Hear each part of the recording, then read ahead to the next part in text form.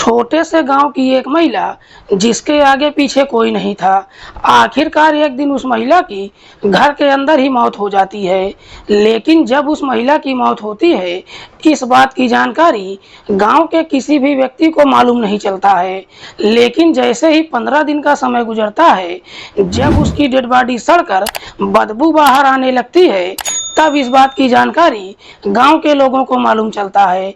शुरू में तो सबको यही लगता है कि उस महिला की मौत नॉर्मल हुई है, लेकिन पुलिस जब इस मामले की जांच पड़ताल करती है तो मालूम चलता है कि उस महिला की हत्या किया गया है। हालांकि हत्या की बात गांव का कोई भी व्यक्ति मानने के लिए तैयार ही नहीं होता है, लेकिन पुलिस जब अपराधियों को पकड़कर सामने लाती है, लोग जब उसे देखते हैं तो देखने के बाद हर कोई चौंक सा जाता है।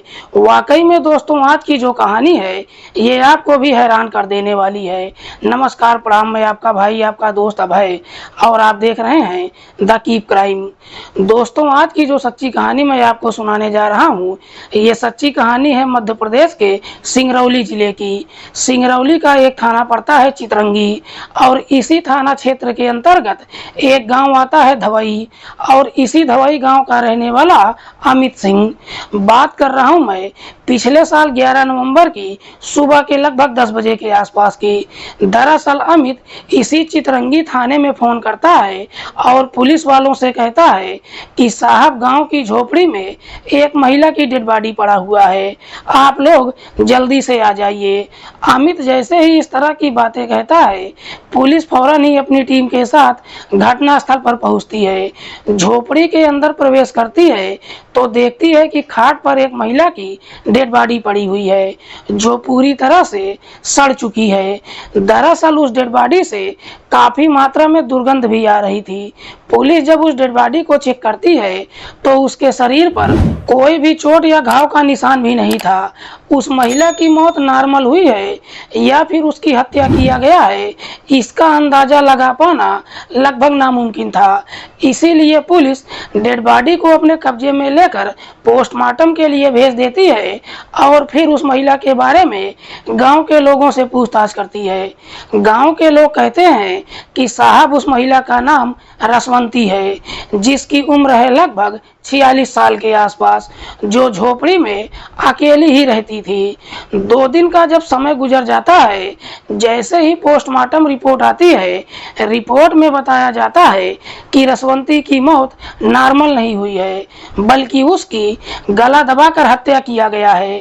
पुलिस को जैसे ही इस तरह का रिपोर्ट मिल जाता है, पुलिस फिर से धवई गांव में जाती है और रसवंती के बारे में गांव के लोगों से पूछताछ करती है। तो मालूम चलता है कि रसवंती न सिर्फ शादीशुदा है, बल्कि उसका एक बेटा भी है। लगभग 10 साल पहले रसवंती अपने पति और बेटे को छोड़कर अपने भाई के पास धवई गांव में आई थी और अपने भाई के साथ ही रहने लगी थी। रसवंती जब अपने पति को छोड़कर धवई गांव में रहने लगती है, उसके बाद रसवंती को एक मर्द की कमी महसूस होने लगती है। इसीलिए रसवंती गांव के ही कई सारे लोगों के साथ अवैध संबंध भी बना लेती है। हालांकि जब इस बात की जानकारी रसवंती के भाई को मालूम चलता है, उसका भाई उसे घर से निकाल देता है। उसके बाद रसवंती गांव के बाहर ही एक झोपड़ी बना लेती है और उसमें अकेली रहने लगती है। गांव के लोग जब इस तरह की बातें पुलिस वालों से कहते हैं, पुलिस को समझने में देर नहीं लगती है कि रसवंती की हत्या उन्हीं लोगों ने किया है जिनका रसवंती के साथ अवैध संबंध चल रहा था। लेकिन हत्या किसने किया है, ये पता लगाना काफी मुश्किल था। पुलिस को ये भी मालूम चलता है कि रसवंती के पास मोबाइल भी था, लेकिन पुलिस को रसवंती का मोबाइल नहीं मिलता है।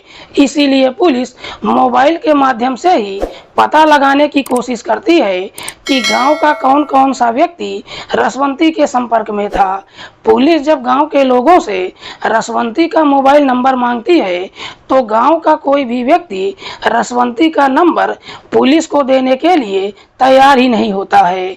पुलिस जब अपनी तमाम कोशिश कर लेती है, रसवंती का मोबाइल नंबर नहीं मिलता है, उसके बाद पुलिस अब अपने खबरियों को भी काम पर लगा देती है।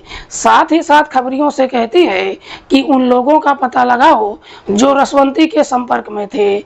जैसे ही 2 दिन का समय गुजरता है, एक खबरी थाने में जाता है और पुलिस वालों से कहता है कि साहब, वैसे तो पूरा गांव ही रसवंती के संपर्क में था, लेकिन एक लड़का जिसका नाम है प्रिंस यादव, जो रसवंती के काफी संपर्क में था। प्रिंस, जिसकी उम्र है लगभग 22 साल के आसपास। खबरी जब प्रिंस का नाम लेता है, पुलिस सबसे पहले प्रिंस के मोबाइल नंबर की कॉल डिटेल निकालती है। कॉल डिटेल को जब चेक करती है तो मालूम चलता है कि उसमें एक ऐसा नंबर है जिस पर प्रिंस पिछले कई महीनों से लगातार बातचीत करता आ रहा है।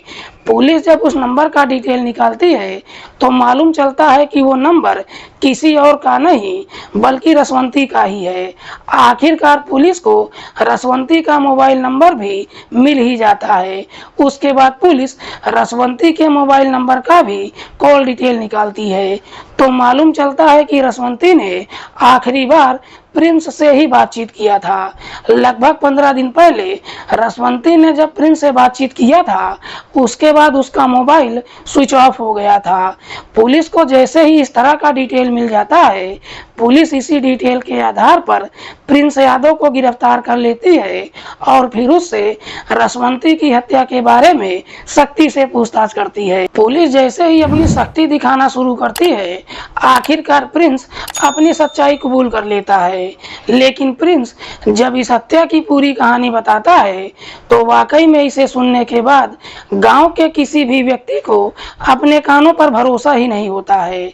रसवंती, जो दिखने में बेहद ही खूबसूरत है, रसवंती जब शादी कर अपने ससुराल में जाती है, अपने पति को पसंद नहीं कर पाती है क्योंकि रसवंती का पति देखने में उतना ठीक ठाक नहीं था और न ही अच्छा खासा पैसा ही कमाता था।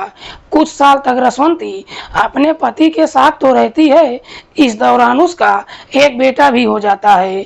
लेकिन बच्चे के इस दुनिया में आने के बाद रसवंती अपने पति और बच्चे को छोड़कर धवाई गांव में अपने भाई के पास आकर रहने लगती है। लेकिन रसवंती जब अपने भाई के पास आकर रहने लगती है, अब उसको एक मर्द की कमी महसूस होने लगती है। इसीलिए रसवंती अपनी चाहत पूरी करने के लिए गांव के ही एक व्यक्ति के साथ अवैध संबंध बना लेती है। लेकिन गांव का व्यक्ति जब रसवंती से संबंध बनाता है, उससे इस प्रकार से खुश हो जाता है कि रसवंती को कुछ पैसे भी दे देता है। इधर रसवंती को जैसे ही पैसा मिल जाता है, अब रसवंती के दिमाग में एक आइडिया आ जाता है। दरअसल अब रसवंती को मालूम चलता है कि उसके शरीर की कीमत क्या है। अब रसवंती गांव के कई सारे लोगों के साथ संबंध ही नहीं बनाती है, बल्कि उनसे पैसे भी वसूलने लगती है। लगभग 4 से 5 महीने का समय गुजर जाता है। एक दिन इस बात की जानकारी रसवंती के भाई को मालूम चल जाता है। इसीलिए रसवंती का भाई उसे काफी समझाने की कोशिश करता है, लेकिन रसवंती अपने भाई की बात मानने के लिए तैयार ही नहीं होती है। इसीलिए मजबूर होकर रसवंती का भाई उसे घर से बाहर निकाल देता है। उसके बाद रसवंती गांव के बाहर एक झोपड़ी बनाकर अकेली रहने लगती है। गुजारा करने के लिए छोटी सी एक किराने की दुकान भी कर लेती है। हालांकि दुकान तो नहीं चलती है और न ही उससे पैसे की कमाई ही होती है, लेकिन रसवंती जब झोपड़ी में अकेली रहने लगती है, अब उसे कोई रोकने टोकने वाला नहीं होता है और उसी दुकान की आड़ में रसवंती देह व्यापार का धंधा करने लगती है। गांव के कई सारे लोगों को झोपड़ी में बुलाती है, उनके साथ समय गुजारती है और बदले में पैसा वसूलने लगती है। लेकिन जैसे ही कुछ साल का समय गुजरता है, समय के अनुसार रसवंती की उम्र भी काफी बढ़ जाती है। इसीलिए अब रसवंती के पास गांव के लोगों का आना जाना काफ़ी कम हो जाता है, जिसकी वजह से रसवंती काफ़ी परेशान हो जाती है। जब गांव के लोग उसके पास आना जाना बंद कर देते हैं, आखिरकार रसवंती अपना रेट भी कम कर लेती है। लेकिन बावजूद इसके गांव का कोई भी व्यक्ति रसवंती के पास नहीं जाता है। तभी रसवंती के दिमाग में फिर से एक षड्यंत्र आ जाता है। दरअसल रसवंती गांव के उन लड़कों को अपने पास बुलाने लगती है जो हाल फिलहाल जवानी की दहलीज पर कदम रखते हैं, और उन्हीं में से एक होता है प्रिंस यादव, जिसकी उम्र है अभी मात्र 16 साल के आसपास। जब प्रिंस को अपने पास बुलाती है और प्रिंस जब पहली बार रसवंती के साथ संबंध बनाता है, उसका इस प्रकार से दीवाना हो जाता है कि उसके बाद दिन में कई बार रसवंती के पास जाना शुरू कर देता है। हालांकि जब कुछ महीने का समय गुजरता है, प्रिंस को महसूस होता है कि वो रसवंती से प्यार कर चुका है, लेकिन रसवंती प्रिंस को केवल अपना कस्टमर समझ रही थी। प्रिंस दिन में कई बार जाकर रसवंती से मुलाकात करता है और हर मुलाकात की कीमत रसवंती को देता है। लेकिन जैसे ही कुछ साल का समय गुजरता है, इधर प्रिंस के माता पिता उसकी शादी कर देते हैं। प्रिंस शादी करके अपनी पत्नी को जब घर लेकर आता है, उसके बाद प्रिंस भी रसवंती के पास आना जाना बंद कर देता है, जिसकी वजह से रसवंती एकदम से गुस्से में आ जाती है। रसवंती प्रिंस को अपने पास बुलाने के लिए तमाम तरह की कोशिश करती है, लेकिन प्रिंस जब रसवंती के पास जाने के लिए तैयार ही नहीं होता है।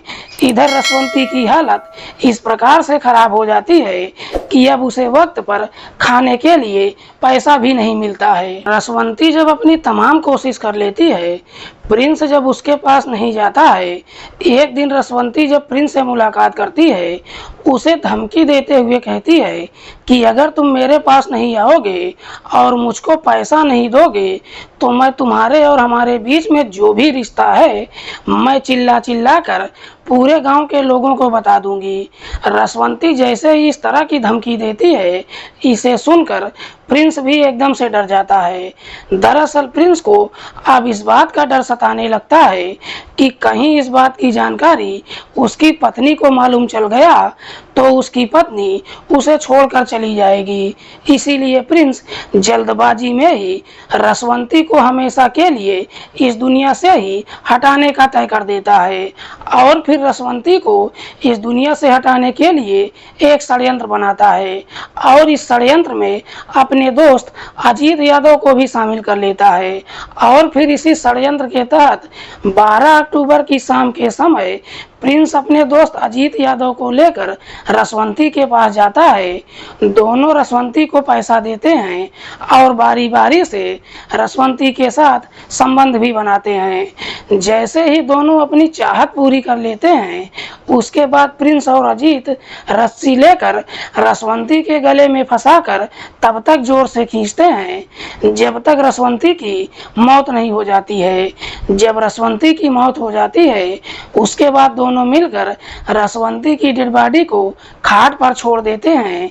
साथ ही साथ रसवंती का मोबाइल स्विच ऑफ करके मौके से फरार हो जाते हैं। रसवंती की मौत तो हो जाती है, लेकिन इस बात की जानकारी गांव के किसी भी व्यक्ति को मालूम नहीं चलता है, क्योंकि रसवंती गांव के बाहर झोपड़ी में कौन सा काम कर रही है, हर किसी से छिपा हुआ नहीं था। इसी वजह से कोई भी व्यक्ति रसवंती के पास नहीं जाता था। लेकिन जब 15 दिन का समय गुजरता है, झोपड़ी के अंदर से रसवंती की डेड बॉडी सड़कर जब बदबू बाहर आने लगती है, जब गांव के लोगों को बर्दाश्त नहीं होता है, जाकर जब झोपड़ी में देखते हैं, इस बात की जानकारी पुलिस को दे देते हैं। वाकई में प्रिंस जब ये पूरी कहानी पुलिस को बताता है, पुलिस प्रिंस की तहरीर पर उसके दोस्त अजीत यादव को भी गिरफ्तार करके लाती है। फिलहाल पुलिस ने इन दोनों आरोपियों को गिरफ्तार करके इन पर गंभीर धाराओं में मुकदमा दर्ज करके जेल भेज दिया है। दोस्तों, इस पूरे वारदात के बारे में आप क्या सोचते हैं? आप अपनी राय कमेंट बॉक्स में हमको जरूर दीजिएगा। मिलते हैं किसी और सच्ची कहानी के साथ, तब तक के लिए नमस्कार। जय हिंद।